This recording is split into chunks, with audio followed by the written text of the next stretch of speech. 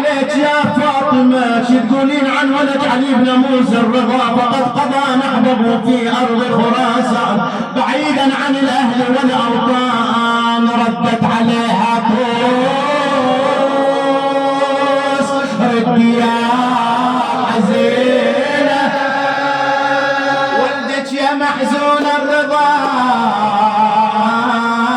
لا ترقبينها. شوفي منازلهم خليها في المدينة روحي عليهم يا بتولى ليل ونهار. أنا اللي جاني واشتراني باختياره جيت مطيعة مسلمة حتى المنار. وحين انوطى أرضي وبشرني بشارة أحوي ضريحة واستوي ملفاز زوار. يم الحسن عتبك على العين وعلى الراس إن كان شفتي لجسد بالخيل له أخ مطروح مثل البطل مرمي على التربان لا يمنى ولا يسار. آخ يم الحسن عتبك علي إن كان أمسى غير مقبور.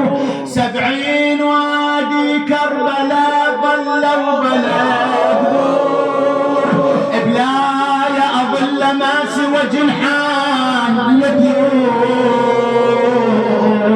دمهم غسلهم والجفن ساف من الغبار ولا بلد إلا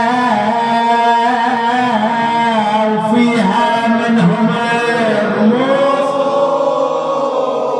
منهم جماعة كربلا مثلت ضلال.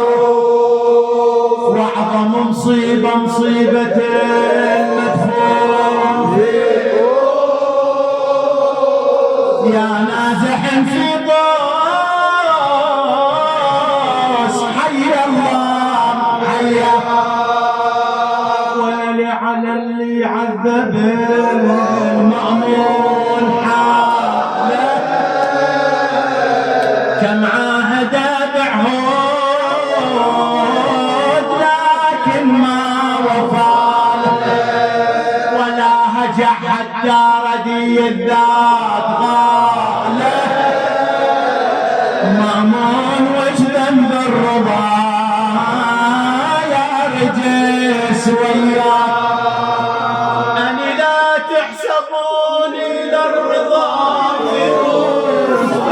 في ولا إلى بغداد ما رحتوا كلهم عليهم نوحت الجيش.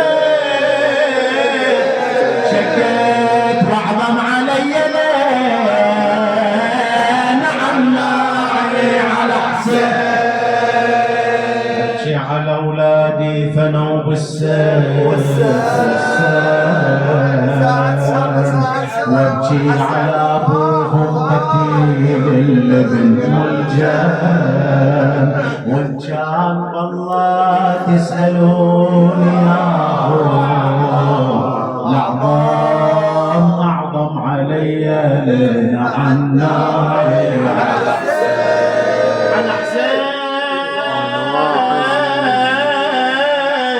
أنا وحزني